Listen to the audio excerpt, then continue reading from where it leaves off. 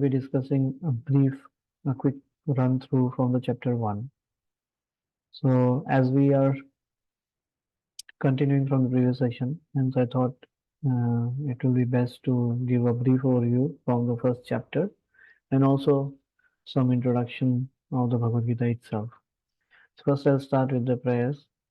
Om Jnana Timirandasya Jnananjana Shalakaya Chakshunamritam Yena Tasmai Shri Gurave Namaha Shri Chaitanya Manavishtam Krapitam Yena Bhutale Swayam Rupa Kadam Vadati Svapadantikam Vandeyam Shri Guru Shivata Padakamalam Shri Gurum Shivatam Shri Rupam Sagajakam Saganavinatham Vidam Tam Sajivam Sadvaitam Savadutam Parijana Saitam Shri Krishna Chaitanya Devam Irada Krishna Padam Sagana Vidashiva Shakam Samsha Namo Vishnu Padaya Krishna Prestaya Bhutale Shimate Radhanath Swami Pinam Namash Padaya Krishna Prestaya Bhutale Shimate Bhakti Vedanta Swami Pinam Namaste Saraswati Devi Gauravani Pacharine Nirvijeja Shunyavadi Shipashat Deshtarani Madhanya Krishna Prabhadaya Krishna Krishna Chaitanya Nam Shri Hare Krishna Karuna Sandhu Dhinabandhu Jagatpate Gopesh Gopikanta Shri Radha Kanta Namaste Sapta Kanchana Gaurani Shri Radha Vindhameshwari Shivanu Sudaya Devi Shivanu Hari Priya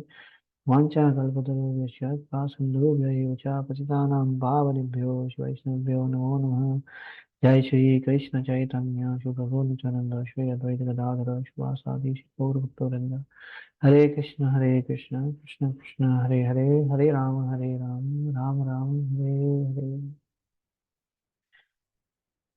Hare. Hare Krishna, everyone. Thank you for joining. So, I'll be starting. I'll be getting with a brief introduction of the Bhagavad Gita. So, Bhagavad Gita basically is called as a Rajavidya. So, it is said by Krishna himself. He declares that Rajavidya Rajaguhyam Paitram Uttamam. So Krishna is declaring to Arjuna that this knowledge that I am giving to you is a Rajavidya. Rajavidya means one which is the knowledge of the elites and also the one that is the supreme knowledge. So it can be interpreted as both ways. Rajavidya means the knowledge of the kings and things, but it is Raja, means it is the king of all knowledge. That is also one of the sons. And why so? Because Bhagavad Gita is teaching every bit of the whole life. So, because Arjuna has been placed in a situation by Krishna himself, that is a whole setting on the battlefield that Krishna wants to declare this knowledge in the battlefield. And what can be best than a battlefield? Because when person is in a situation of a challenge, whatever is his uh, internal being or internal well, whatever his sense is, it comes out immediately. When person is in trouble, his real self or his real whatever his personality is there, it comes out. So that's why Krishna chose that setting where Arjuna, who was actually uh, the supreme or the greatest archer of the whole world, he was undefeated and he was actually having many accolades on his name.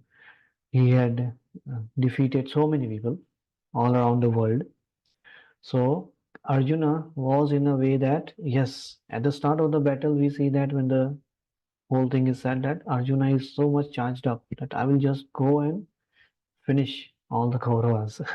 So Pandavas were like a very small army, but Arjuna was so charged up that I will go and just finish all the Kauravas even in one day. He was like such a plan. Same was the case of Duryodhana.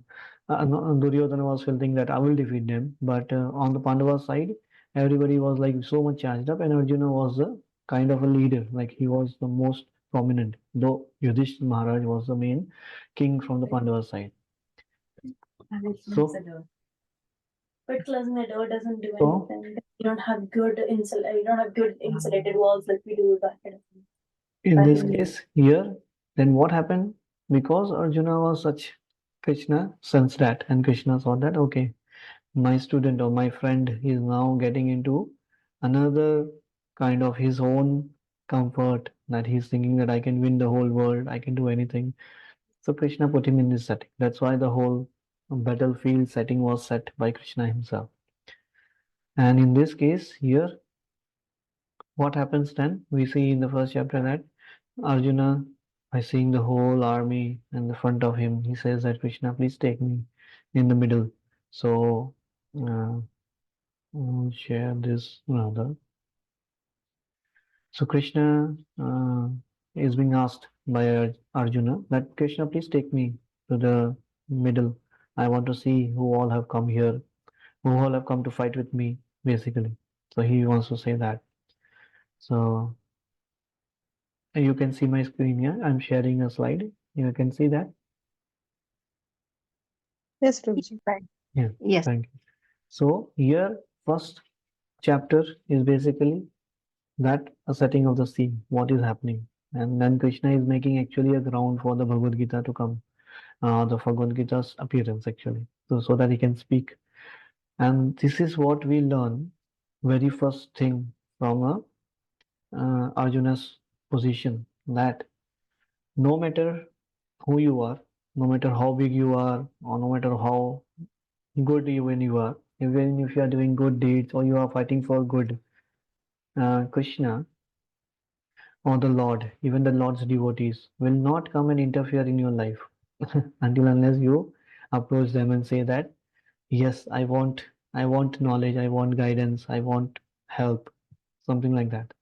And this is what one of the key principles of uh, Krishna's personality is.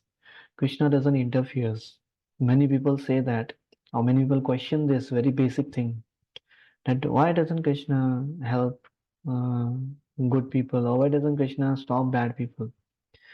So the very essence of Krishna's being is that he doesn't interfere.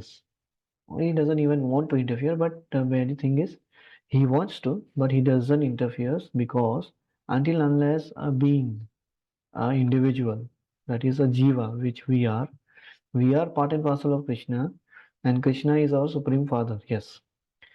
But just like a loving father will not always interfere in his child's day-to-day things, same way Krishna also doesn't interfere in our being or in our day-to-day activities. And that's why we cannot question that. And until unless we approach to Krishna saying that Krishna, yes, I want to surrender to you. I want association of devotees. I want to serve the devotees. I want to serve you in the association of devotees. That is when Krishna starts making arrangements.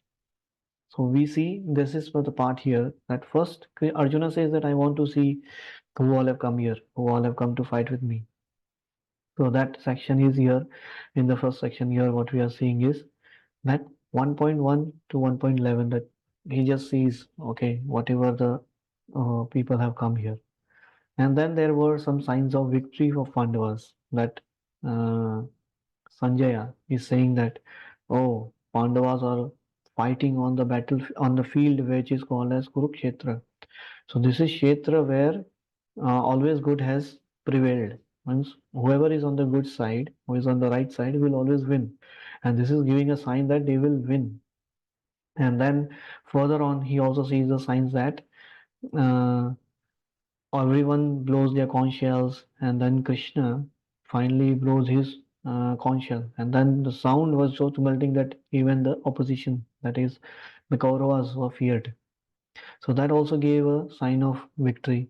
And then on the chariot of Arjuna, there was a Kapidhwaj. There was a flag hoisting that was always on the chariot. There is a flag, and there was a flag of Hanuman. And that is a clear sign that wherever there is Hanuman, means that is where Lord Ram is also there.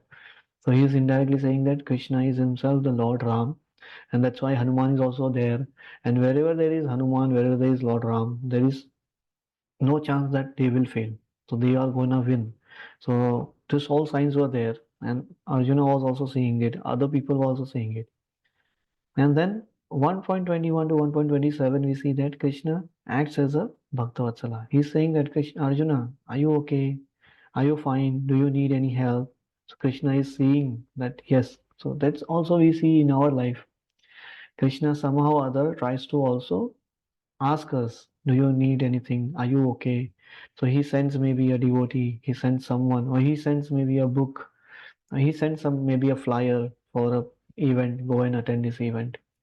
So Krishna does do that, but he just gives a hint. He doesn't directly interfere.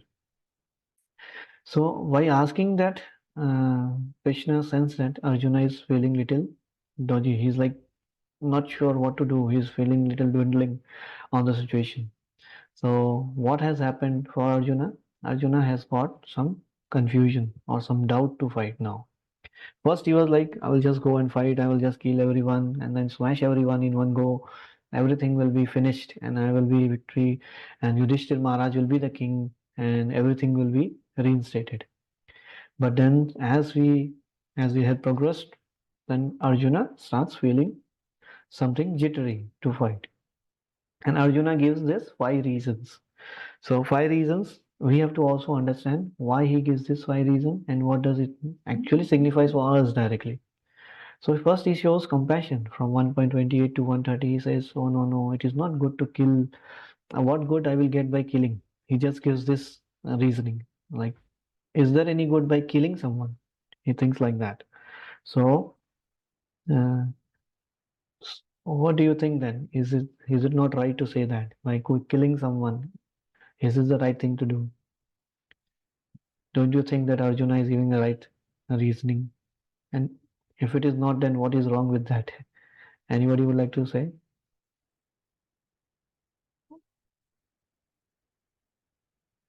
Okay. Okay, no problem. So Arjuna is giving the reasoning that I don't want to kill. But if we see Arjuna's duty was what? Arjuna was a Kshatriya. And Kshatriya's duty is what? To fight for the anyone who is doing wrong. The Kshatriya's duty is to go and fight and reinstate proper order in the whole society. So imagine if a Kshatriya, if a person who is supposed to do like a, if we say go and tell a police person, you should not go and chase people and you should not catch people. You should not like kind of someone attacks on you, you should not fire on them. So you should not carry a gun also. So it would not be a right thing. So there are particular people, particular situation, like a police person to carry a gun is norm in the society, and that is acceptable. Everyone will say yes, it is acceptable. It is required also. But on the other hand, if a normal person, a normal citizen of the society, if he is carrying a gun and taking that, oh, if I find someone, I will just shoot them or I'll just hit them because if they are doing wrong, I'm just going to catch them responsible and I'll just shoot them. So that is considered wrong. That is not considered acceptable. So that is what the reasoning here that Arjuna's compassion is of is considered baseless. Because if a police person says that, oh, I don't want to kill a particular thief or I don't want to kill a criminal or I don't want to chase a criminal, then that is wrong. Second thing, then he is giving a reasoning for enjoyment. He is saying that, oh, if I kill my own people, how will I even enjoy? He's saying that these are all my own kinsmen. Like they are my cousin, some are my spiritual masters, some like my gurus, some are my grandfather. Bhishma was there. So he's giving all this reason. If I kill my own people, how will I enjoy? So here then the another reasoning comes that he's talking about enjoyment in a sense that his own perspective. And own perspective means we also think many times that, oh, I want to do this, or I want to go here, or I want to enjoy this particular food. But we have to see that if we don't satisfy the Lord, if we don't satisfy Krishna, we will not be satisfied ourselves. Just like a tree is there, in a tree, the root is the main essence. No matter you give all the like you put nourishments or water to all the leaves, it will take so much time, but it will not help the tree also. It will not nourish the tree. But if we nourish the root of the tree, just water at the root, what happens? The whole tree gets satisfied. So here the sense of enjoyment means Arjuna is looking for its own enjoyment individually, not as a whole society or considering Krishna in the center. So one very interesting example comes of the body, where in the body, human body, there is a stomach, there is a hand, there is a leg, and there is a mouth and things. So once what happened, this is an analogy. So once what happened in a human body, once all the like hands, legs, stomach, they started complaining. Oh, this mouth is eating so much. This mouth is eating so much. And we are just like working for the mouth. So for the mouth, we are working and we are not getting like so-called any enjoyment. So why should the mouth only enjoy everything? So this is kind of like they started complaining.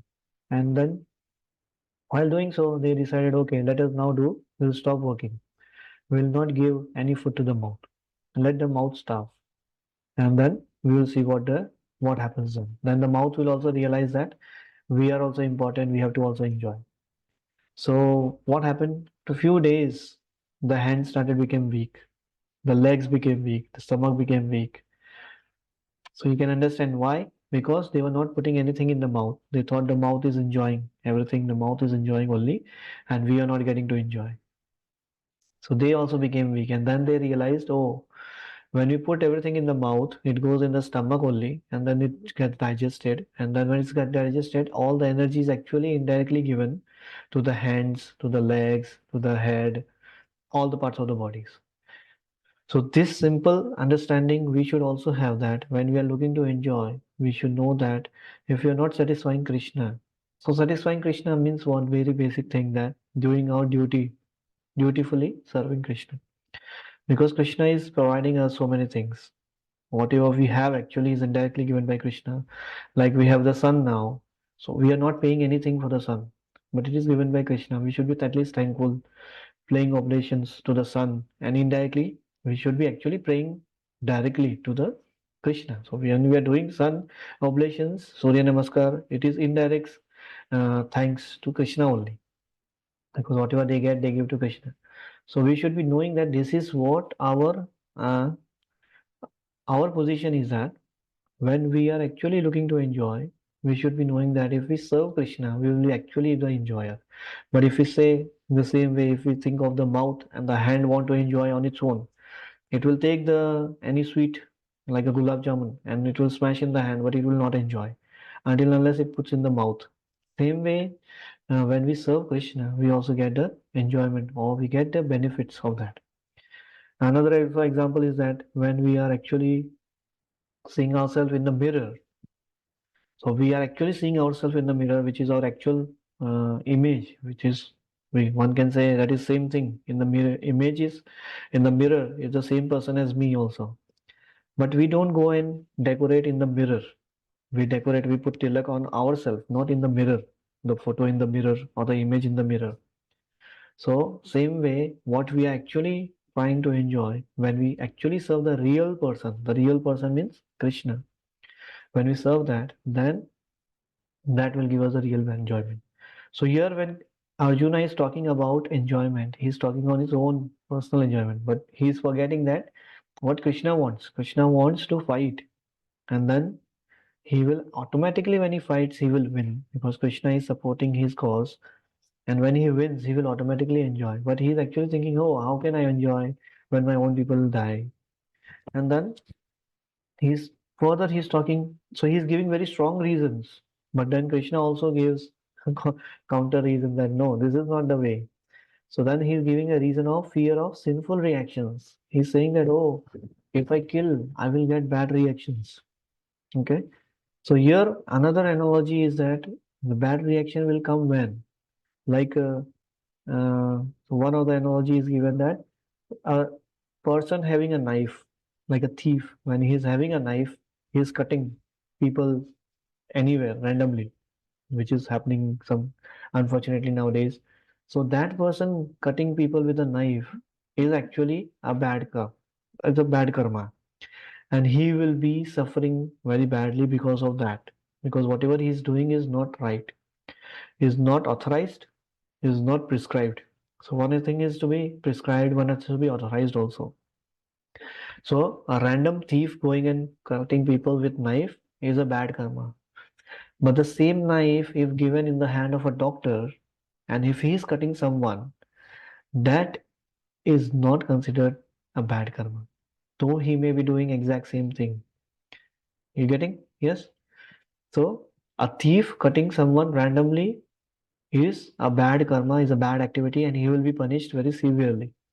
He may be punished immediately by the government, by the policing system, by the society itself, or he may get a bad karma at the end of his life, okay, as a reaction, or in the following life also. It may continue. So that is how karma works.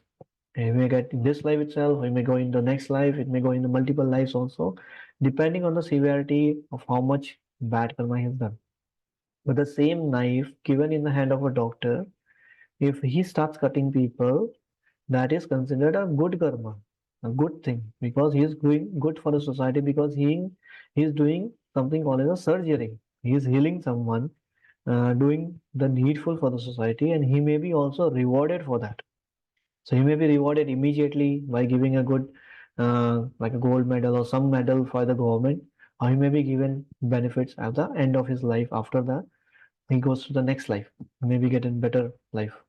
So same thing can be very serious, very bad karma, but same thing when done in the right attitude, in the right mood, can be taken as a very good karma, and he can be rewarded for that.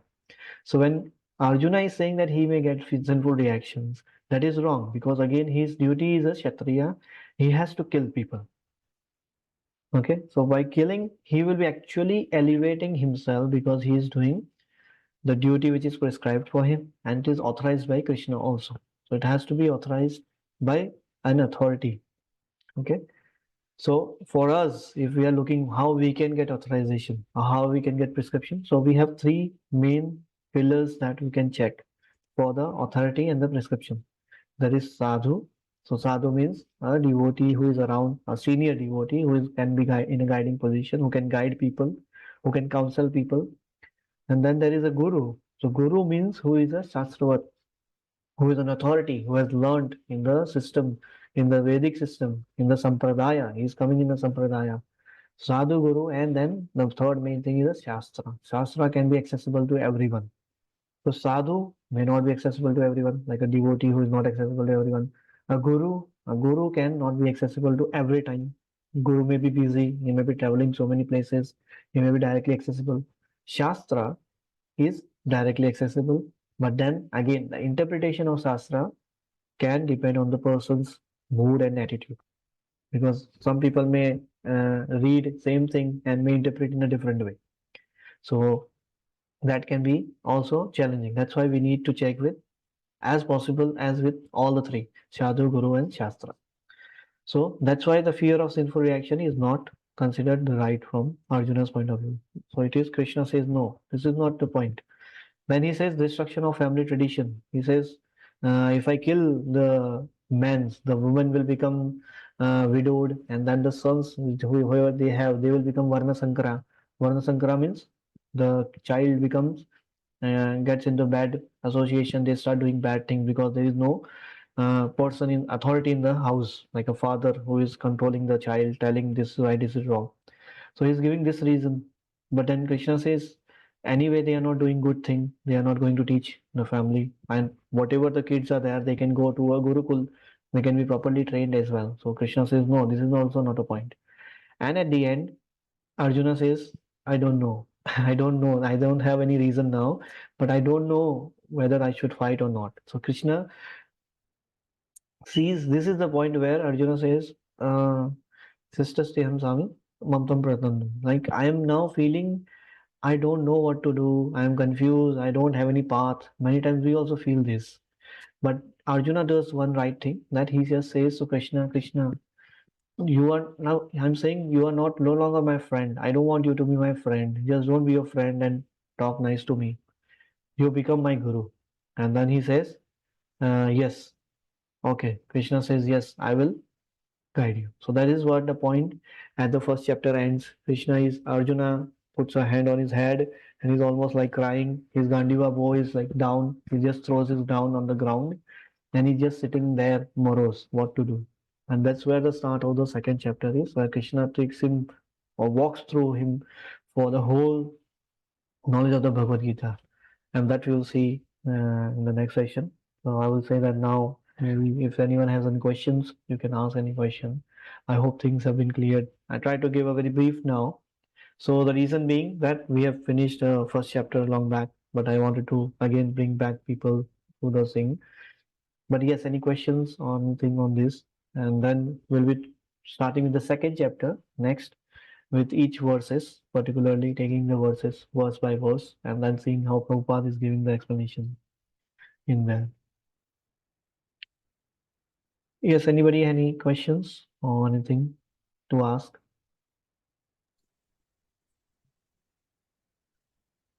Hare Krishna. Hare Krishna, Bhavika ji. Hare Krishna, how are you? I don't know if my video is visible or not.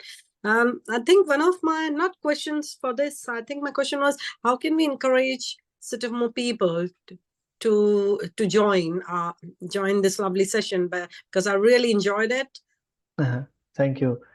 Yes, so I would say spreading the word because many people, I have actually experienced this thing many times. People saying to me that, oh, ISKCON is in Bristol. We don't even know. Many people True, I actually literally said. So what we can do? We can't blame anybody because they are just not knowing it. So as our true, true. duty, our only thing is to spread the word as much we can. So we are just trying to publicize as much we can everywhere we can, like putting it in every places, like even Facebook and things. I hardly even use Facebook, but I have to, uh, like I have to remind myself, oh, I didn't even put on the Facebook, so I sometimes I even forget. So yes, I have to go and then put everywhere, push to everybody, tell everybody individually, can you pass this on to further your contacts? So yes, this knowledge actually, when people come in, that is what they enjoy, because this is Krishna's word, and that actually resonates. It's not me personally, but yes, it is Krishna's teachings. The Bhagavad Gita itself is a Rajavidya, so that resonates with everybody. It is for everyone, even it is young people or middle class, middle means middle aged, like working class, or even the ones who have actually being very senior, like almost what you can say, They've been uh, experienced in their lives. many experience in their life, yes, but Yeah. Bhagavad Gita gives a new experience again. So this is Yeah. for everybody. This is something there. So when we tell them, we invite them. Okay, if you don't know, just come and see, experience. If you like it, you continue. That's what we can say. If you don't, then it's okay. Anyway, you're not losing anything. So we have to just invite people, tell them, and this is the best thing we can do because Krishna wants that. Krishna wants all his kids, the whoever is there, they are just feeling uh, what you can say like Arjuna, indecisive.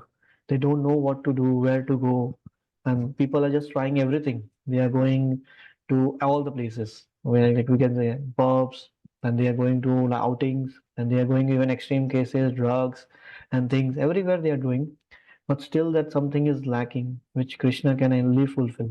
So only a father can fulfill the desired love for a child, which Krishna can give, and that is what Krishna is giving through Bhagavad Gita.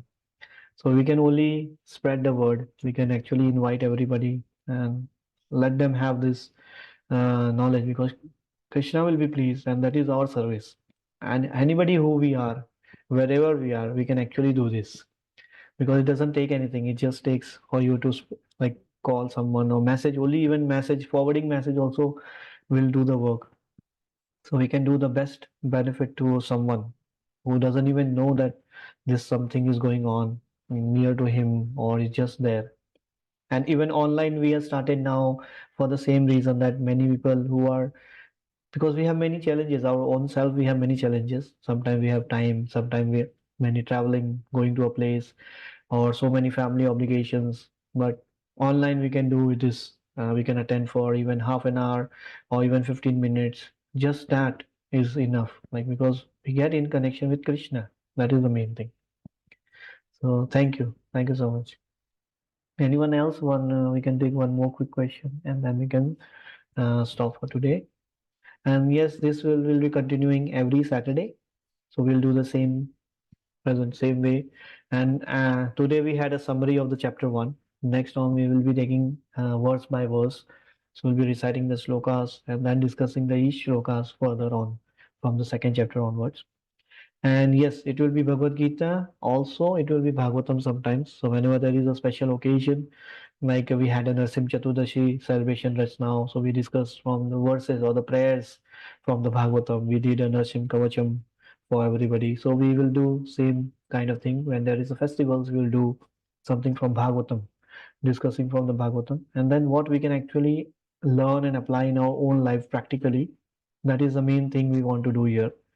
Uh, Not just taking and finishing quickly, but we'll be taking a deep dive in the Bhagavad Gita and the Bhagavatam, Srimad Bhagavatam, and then we'll be learning and discussing amongst us as well. So, okay, anyone has any question? If not, then thank you, all of you. Thank you for the support. And actually, this also gives me a motivation for you all of being here. Actually, is the main thing for me to now continue every week. So, thank you. We'll keep meeting here in person, in the online, and then yes, who are there in Bristol local, we will be meeting in person for our local Sangha or the festivals. All the updates we keep putting in the group. So thank you very much. Hare Krishna. Hare Krishna.